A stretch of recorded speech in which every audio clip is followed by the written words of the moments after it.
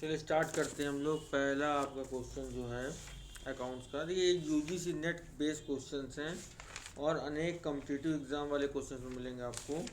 मुझे 8000 क्वेश्चंस इसमें डालने हैं, ये मैं आपको बता चुका हूँ। तो इसमें बहुत ध्यान से आपको पढ़ना है और ध्यान से ही चलना है, ठीक है। तो पहला क्वेश्चन देखिए,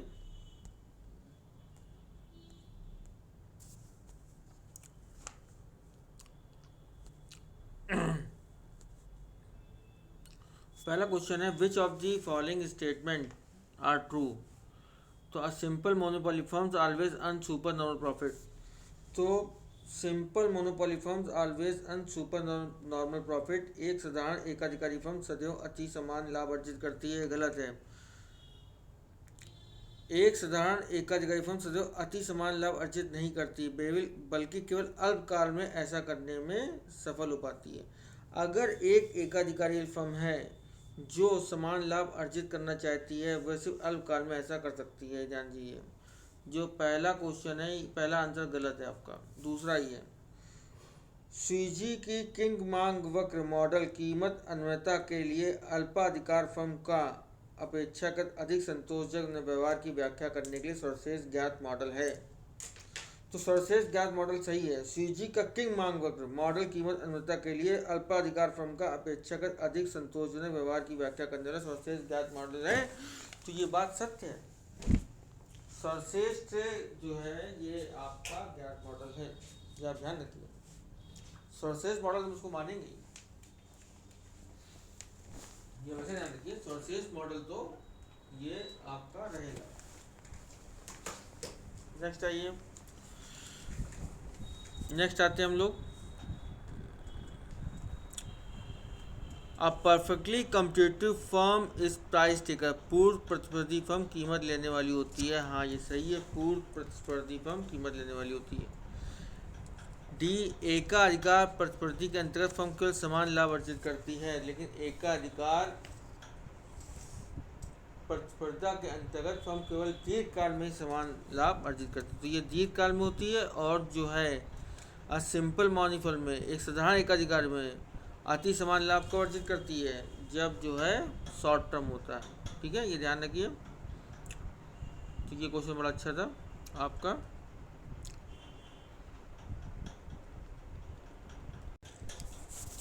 In e-commerce, one of the key design element of an effective website communication refers to।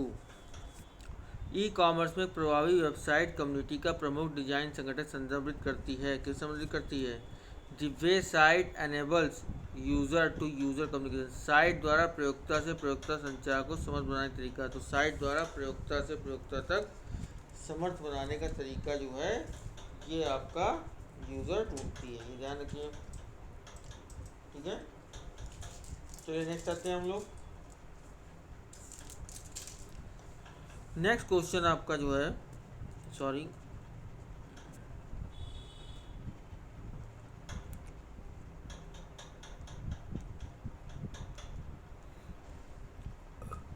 वे कंपनियां जो उपभोक्ता प्रबंधन सब सीआरएम में कुशल होती हैं, अपना ध्यान केंद्रित करती हैं। Understanding the perceive perform and buyers expectation, giving benefit to the customer by reducing cost. तो वे कंपनियां जो उपभोक्ता संबंधी प्रबंधन कुशल होती हैं, अपना ध्यान केंद्रित करती हैं। Giving the quality in features and characteristics of a product or service that bear on its ability to satisfy stated or implied needs। किसी उत्पाद या सेवाओं की विशेषता और स्वरूप में गुणवत्ता देना है जो लिखित या अंतर्निहित जरूरतों को पूरा करने की योग्यता रखता है।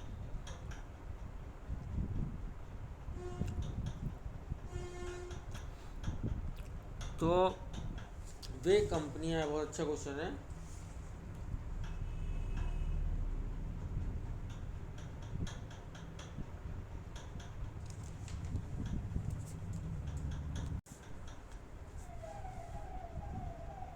तो वे कंपनियां जो उपभोक्ता संबंध प्रबंधन में कुशल हो रही हैं, अपना ध्यान केंद्रित करती हैं। तो किस पर ध्यान केंद्रित करती हैं? तो इसका आंसर हमारे हिसाब से सी होगा। सी पर ध्यान दीजिए, सही उपभोक्ताओं को आकर्षित करने तथा उनको बनाए रखने के लिए प्रोग्राम तैयार करना तथा मूल्यवान उपभोक्ताओं का व्यक्ति जरूरतों को पूरा करना। Developing programmes to attract and retain the right customers and meeting the individual needs of values customer. अच्छा क्वेश्चन है, इसको ध्यान रखिए। तो नेक्स्ट आइए हम लोग।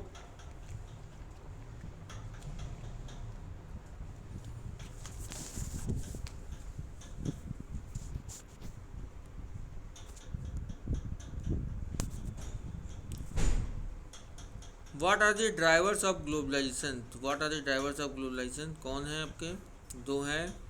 Population mobility specially of labour, विशेष रूप से श्रम वर्ग की जनसंख्या गतिशीलता और वित्तीय प्रवाह। तो what are the drivers of globalization? Population mobility specially of labour, financial flow. ठीक है, ध्यान रखिए इसको। नेक्स्ट आइए। Which two of the following are correct in terms of the rate of tax deduction at source? Income by way of winning from the horse race is 30%. Insurance commission is 10%. Rent and plan, देखिए पहला जो है income by way of winning from the horse race में 30% tax कटता है, ये समझ लीजिए, सही है। ठीक है। इंश्योरेंस कमीशन हमारे हिसाब से इंश्योरेंस कमीशन कितना होता है, दिमाग लगाइए। इंश्योरेंस कमीशन 5% होता है, बताया था आपको पहले। रेंट एंड प्लान मशीनरी 5% होता है, और रेंट ऑन फर्नीचर कितना होता है, ये भी जो है रेंट ऑन फर्नीचर 5% ही होता है। तो करेक्ट इसने पूछा है, करेक्ट में कौन कौन से सही आएंगे? ए और डी आएंगे। Rent of plant and machinery जो है इसका हमारे हिसाब से 2% होता है। तो ध्यान रखिए, रेंट ऑफ प्लांट मशीनरी का क्या होता है? 2%। और आपका इंश्योरेंस कमीशन का 5% होता है, ये ध्यान रखिए। ठीक है।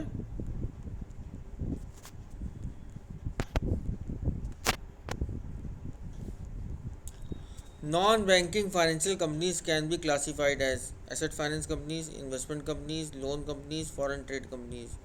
तो गैर बैंकिंग वित्तीय कंपनियां किस रूप में वर्गीकृत हैं? हमारे हिसाब से एसेट फाइनेंस कंपनी में वर्गीकृत है, इन्वेस्टमेंट कंपनी वर्गीकृत है, और लोन कंपनी में वर्गीकृत है। ये तीनों कंपनियां इसमें आती हैं। ठीक है, तो इसका आंसर हमारे हिसाब से ए बी सी सही है।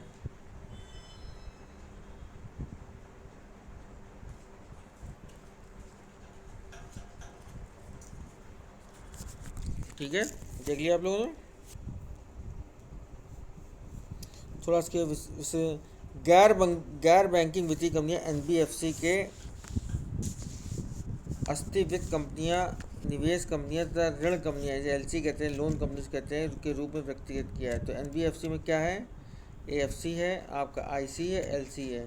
गैर बैंकिंग वित्तीय कंपनी उस संस्था कहते हैं जो कंपनी अधिनियम 1956 के अंतर्गत पंजीकृत हुई हैं और जिसका मुख्य कार्य उधार देना तथा विभिन्न प्रकार के शेयरों, प्रतिभूतियों, बीमा कारोबार तथा चिट फंड से संबंधित कार्यों में निवेश करना है। गैर बैंकिंग वित्तीय कंपनियों में भारतीय वित्तीय प्रणाली महत्वपूर्ण स्थान रखती हैं। ये संस्थाओं को विजातीय समूह जो विभिन्न तरीके के वित्तीय मध्यस्थता का कार्य करती हैं। तो ये आपके आंसर सही है, ए बी और सी। ठीक है। निम्नलिखित में कौन पराक्रम दस्तावेज के बारे में परिकल्पना नहीं है? कौन नहीं है?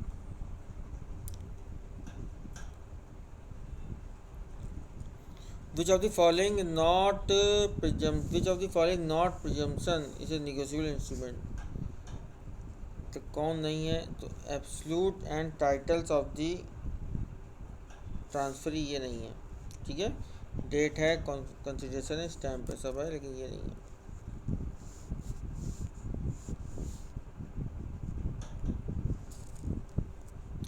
The theories that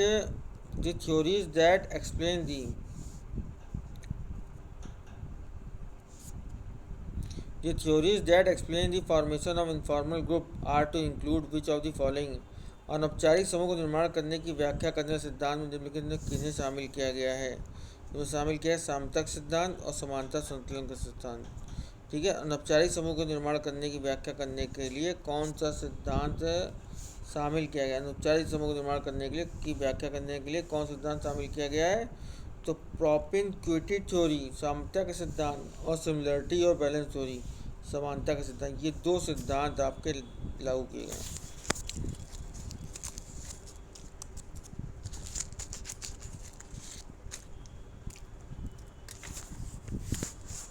समझ आ गया आप लोग के? फिर देख लीजिए, इसको समझ लीजिए।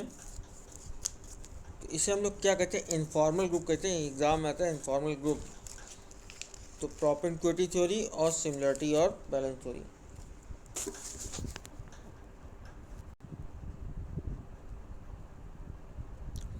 विच of the two following are correct about the TDS certificate, TDS प्रमाण पत्र के बारे में निम्नलिखित कौन से दो सही हैं? Form 16 TDS on non salary payment form 16 सही है, गलत है। TDS on salary payment of form 16 है, ये भी गलत है। ये 16A होगा, ये 16 होगा, समझ लीजिए। तो तब ये सही होंगे। TDS on salary payment form जो नॉन सैलरी पेमेंट फॉर्म है 16A है, और TDS on salary payment form 16 है। TDS on sale of property form 16B है, और TDS on rent form 16C है। हाँ, तो ये दोनों आपके सही हो सकते हैं। ठीक है, समझ आ गया आप लोग के?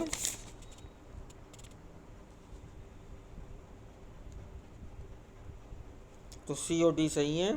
TDS on sale of property form, तो TDS on sale of property form 16B है, टीडीएस ऑन रेंट फॉर्म है 16C, इसको ध्यान रखिए।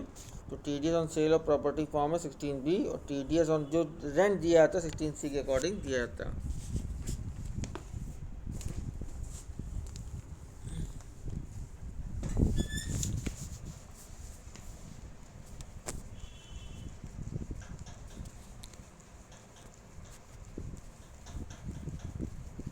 जस्ट क्वेश्चन है ये जेट टेस्ट। जेट टेस्ट क्या है आपका, देखिए इसमें एरो बना हुआ है, देख सकते हैं जेट टेस्ट।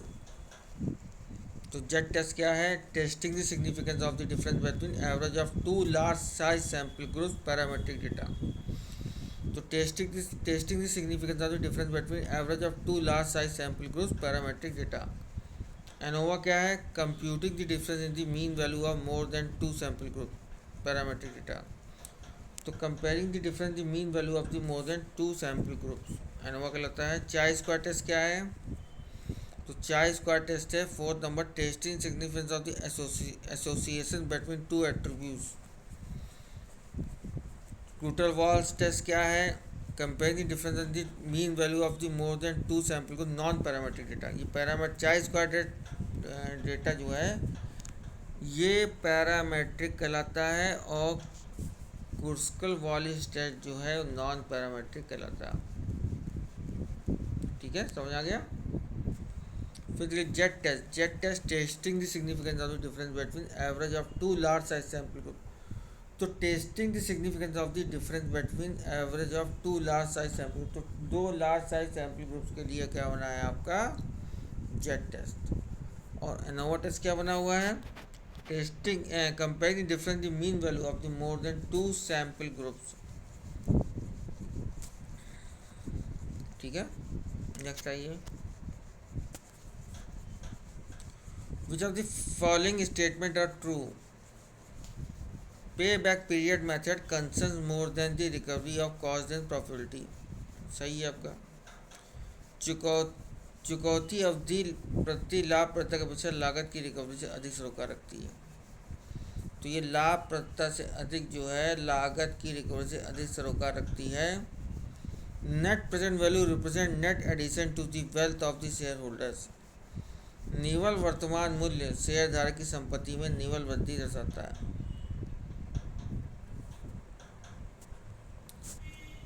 तो payback period method concern more than the recovery of the cost and profitability. Net present value represent net addition to the wealth of the share holders.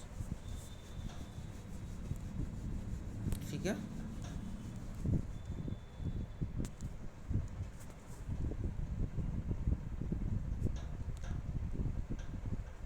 अभी देखिए विशेष एक मिनट रुकिए ना। विशेष रूप में बड़े व्यावसायिक निगमों के महत्वपूर्ण वैकल्पिक उद्देश्य के रूप में फर्म की वृद्धि दर का अधिकतमीकरण प्रबंधकीय वित्तीय बाध्यताओं का अधीन होता है। के सिद्धांत को किसने प्रस्तुत किया, बताइए। विशेष रूप में बड़े व्यावसायिक नियमों के महत्वपूर्ण वैकल्पिक उद्देश्यों के रूप में फर्म की वृद्धि दर का अधिकतमीकरण प्रबंधकीय और वित्तीय बाध्यताओं के अधीन होता है। कि सिद्धांत किसने प्रस्तुत किया है? प्रबंध वित्तीय बाध्यताओं का अधीन होता है। तो इसका आंसर जो होगा, फर्म की वृद्धि दर का अधिकतमीकरण प्रबंधकीय वित्तीय बाध्यताओं का अधीन होता है। इसे किसने कहा? रॉबिन मैरिस ने। किसने कहा? रॉबिन मैरिस द्वारा कहा गया। नेक्स्ट आइए, 14 दिवस सॉरी 14 दिवस मध्यावधि टी बिल को निम्नलिखित में किसके अनुमोदन के बाद 1996-97 लागू किया गया? तो इसका आंसर होगा 91 डेज टी बिल्स। तो 91, अब देखिए इसमें क्या है, 91 डेज टी बिल, तो 14 दिवसीय मध्यावधि टी बिल्स 91 दिवस टी बिल्स के उन्मूलन के बाद 1996-97 में लागू किया गया। ट्रेजरी बिल या टी बिल को आमतौर पर बैंकों से वित्तीय संस्थाओं द्वारा आयोजित किए जाते हैं। टी बिल 3 प्रकार के होते हैं: 91 दिन ट्रेजरी बिल, 1882 दिन ट्रेजरी बिल और 364 दिन ट्रेजरी बिल। 91, 182 और 384 दिन के ट्रेजरी बिल, ये 3 ट्रेजरी बिल होते हैं आपके। ठीक है, नेक्स्ट आइए, what is the parties to a cheque? तो निम्नलिखित में चेक के प्रकार कौन से हैं? एक होता है ड्रॉअर होता है, एक पेई होता है, एक्सेप्टर नहीं होता है और होल्डर होता है। तो ड्रॉअर, पेई और होल्डर, ड्रॉअर, पेई और होल्डर जो होते हैं ये होते हैं। निम्नलिखित में किस दृष्टिकोण के अंतर्गत इक्विटी की लागत को लीवरेज के संरेख में वृद्धिशील माना जाता है? अतः लीवरेज की वृद्धिशील उपयोग के साथ औसत पूंजी लागत स्थिर रहती है। ये कहलाती है नेट ऑपरेटिंग इनकम अप्रोच। तो ध्यान रखिए कि किस दृष्टिकोण के अंतर्गत इक्विटी की लागत को लीवरेज के संरेख में वृद्धिशील माना जाता है। अतः लीवरेज के वृद्धिशील उपयोग के साथ औसत पूंजी लागत स्थिर रहती है, नेट ऑपरेटिंग इनकम अप्रोच।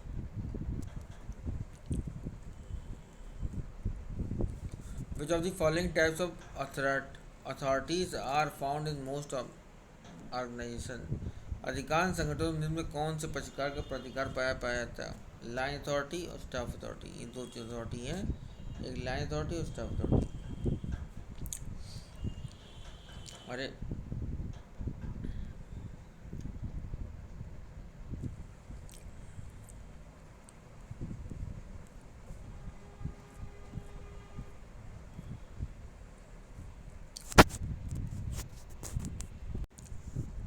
फिर से आइए, ऑस्ट्रेलिया जो है, ऑस्ट्रेलिया क्या है? कंप्रहेंसिव एग्रीमेंट मैचिंग करनी है। ब्रह्मास का है टैक्स इंफॉर्मेशन एक्सचेंज। लेबनान का है लिमिटेड एग्रीमेंट। और श्रीलंका का है कंप्रहेंसिव एग्रीमेंट। श्रीलंका क्या है? Comprehensive agreement. फिर देख लीजिए, ऑस्ट्रेलिया क्या है? ऑस्ट्रेलिया का है आपका कंप्रहेंसिव एग्रीमेंट। ब्रह्मास का है आपका टैक्स इंफॉर्मेशन एक्सचेंज। और लेबनान का है लिमिटेड एग्रीमेंट। लेबनान क्या है? Limited agreement. देख रहे हैं आप फर्स्ट। और कोई बचा? श्रीलंका का, श्रीलंका का है कंप्रहेंसिव एग्रीमेंट और लिमिटेड मल्टी लेटरल एग्रीमेंट। ठीक है, इतना ध्यान रखिए आप लोग, ये जो एग्रीमेंट है उसके बारे में बताया गया। Which of the following statements are correct? Dividend payout ratio refers to the portion of total earning which is distributed among the equity shareholder of the company। सही है। लाभांश भुगतान अनुपात कुल उपार्जन के उस हिस्से को उल्लेख करती है जो कंपनी इक्विटी शेयरधारकों के बीच वितरित किया जाता है। बिल्कुल सही। Bird in hand argument is given by Gordon model, ये भी सही है। MM model suggest that dividend payment is very relevant for value of the firm. ऐसा कुछ भी नहीं है। MM मॉडल सुझाव देता है कि लाभांश भुगतान फर्म की प्रतिष्ठा के लिए बहुत प्रासंगिक है। अप्रासंगिक है, कोई प्रासंगिक नहीं है। प्रतिष्ठा के लिए कोई प्रासंगिक, अब भैया मान लीजिए कंपनी प्रॉफिट दे रही है, डिविडेंड नहीं देना चाहती है, हर साल प्रॉफिट दे रही है, जरूरी कि डिविडेंड दे? कोई ज़रूरत नहीं डिविडेंड देने की, तब भी कंपनी बढ़िया बन जाती है, प्रॉफिट अच्छा दे रही है भाई, वो आपका शेयर मार्केट में शेयर बढ़ रहा है। नेक्स्ट आइए, Walter model suggests that the dividend payment does not affect the market price of the share. Walter model सुझाता है कि लाभांश भुगतान शेयर बाजारों के मूल्य प्रभावित नहीं करता है। क्यों नहीं करता है भाई? वाल्टर मॉडल सुझाता है लाभांश भुगतान शेयर बाजार मूल्य प्रभावित नहीं करता, प्रभावित करता है। अगर लाभांश भुगतान होगा तो भाई बाजार के मूल्य प्रभावित करेगा। नेक्स्ट आइए, नेक्स्ट क्वेश्चन देखिए, मैचिंग है। किराया योग्यता के रूप में लाभ सिद्धांत एफ ए वॉकर, लाभ की गतिशीलता का सिद्धांत जे बी क्लार्क, लाभ के जोखिम का सिद्धांत एफ बी हाले और लाभ के नवोनिम्स का सिद्धांत जोसेफ ए शुम्पीटर। तो किराया योग्यता के रूप में लाभ का सिद्धांत है एफ ए वॉकर, लाभ की गतिशीलता सिद्धांत जे बी क्लार्क और लाभ का जोखिम सिद्धांत एफ बी हाले और लाभ का नवोन्मेष सिद्धांत है जोसेफ ए शुम्पीटर। ठीक है, तो किराया योग्यता के रूप में लाभ का सिद्धांत किसने दिया था? एफ ए वॉकर ने। किराया योग्यता के रूप में लाभ का सिद्धांत दिया था किराया योग्यता के रूप में लाभ का सिद्धांत दिया था एफ ए वॉकर ने। लाभ की गतिशीलता सिद्धांत किसने दिया था? जे बी क्लार्क ने। लाभ का जोखिम सिद्धांत किसने दिया था? एफ बी हाले ने। लाभ का नवोन्मेष सिद्धांत किसने दिया? जोसेफ ए शुम्पीटर ने।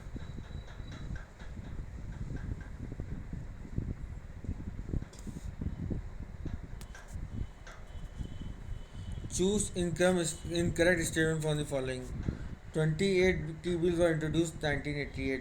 ये सही है, ये करेक्ट है। 364 T-bills were introduced in 1992. ये भी सही है।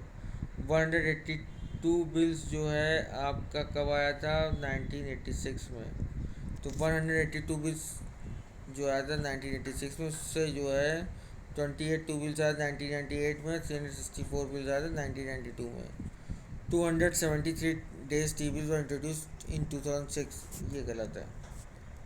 तो 273 डे टी-बिल्स वर इंट्रोड्यूस इन 2006, ये नहीं आया था, ये आपका इनकरेक्ट है। और 88, 364, 182 जो उनका ईयर लिखा है वो आपके सही है।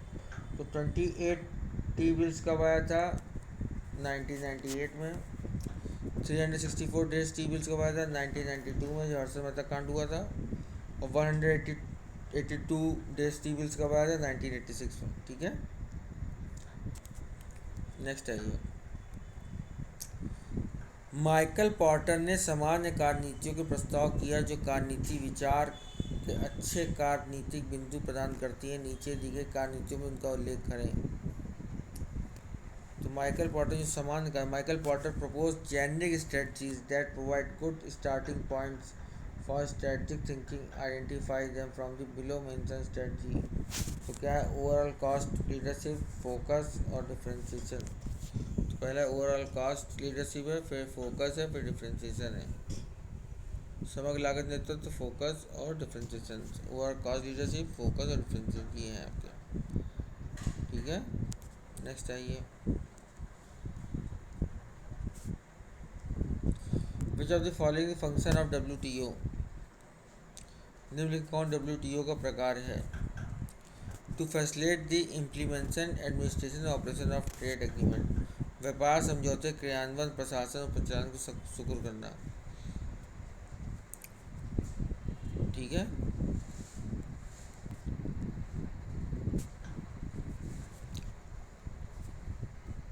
अपने सदस्य देशों के व्यापार नीतियों की आवधिक समीक्षाएं करना। तो ये दोनों सही है, ए और बी दोनों सही है। व्यापार समझौते क्रियान्वयन, प्रधान प्रयास शुरू करना, ये भी सही है, ये भी सही है, दोनों सही है।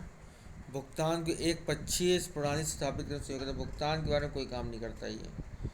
अंतर्राष्ट्रीय मौद्रिक सहयोग को बढ़ावा देना, ये भी कोई काम नहीं करता। कोई मौद्रिक सहयोग नहीं, कोई भी मॉनेटरी कॉर्पोरेशन नहीं, सिर्फ व्यापार सुचारू बनाना इसका काम है। फिर आप वर्ल्ड बैंक जाइए, पैसे से संबंधित कोई भी चीज़ व्यापार में हो रही तो वर्ल्ड बैंक जाइए। अगर व्यापार समझौते ये सब करने हैं, व्यापार को सुचारू रूप से स्वीकार करना है, तो उसमें WTO आएगा। ठीक है, ए और बी इसका सही आंसर है। अब इसे थोड़ा सा पढ़ लेते हैं। विश्व व्यापार संगठन की स्थापना कब हुई? जिसकी स्थापना हुई थी 1995 मार्केस संधि द्वारा। एक मिनट रुकिए, तो थोड़ा बड़ा कर दूंगा इसको। जिसकी स्थापना 1995 में मार्केस संधि के द्वारा की गई थी, ध्यान रखिएगा। ये एग्जाम्पल लिया था। वैश्विक व्यापार को बढ़ावा देने वाला एक अंतर सरकारी संगठन है। हाँ ठीक है।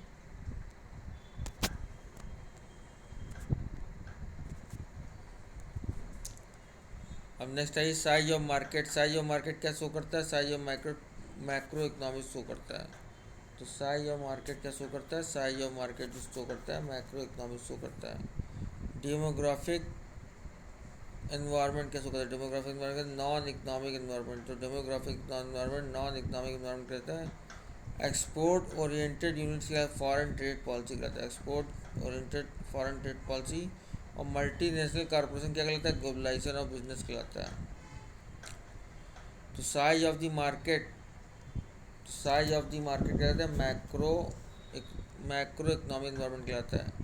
डेमोग्राफिक एनवायरनमेंट क्या कहलाता है? डेमोग्राफिक नॉन इकोनॉमिक एनवायरनमेंट कहलाता है। मल्टीनेशनल कॉरपोरेशन क्या कहलाता है? मल्टीनेशनल कॉरपोरेशन कहलाता है ग्लोबलाइजेशन ऑफ द बिजनेस। तो डेमोग्राफिक एनवायरनमेंट क्या कहलाता है? डेमोग्राफिक एनवायरनमेंट कहलाता है आपका नॉन इकोनॉमिक एनवायरनमेंट। तो demographic non economic. Export oriented कहलाता है फॉरेन ट्रेड पॉलिसी। तो एक्सपोर्ट ओरिएंटेड कहलाता है फॉरेन ट्रेड पॉलिसी। तो साइज ऑफ मार्केट क्या कहलाता है? Macro economic. Size of market macro economic, ये ध्यान रखिए। Demographic economic non economic environment. जनसंख्या कभी भी इकोनॉमिक एनवायरनमेंट नहीं बताती है। Export oriented, export oriented foreign, sorry export oriented foreign trade, ठीक है।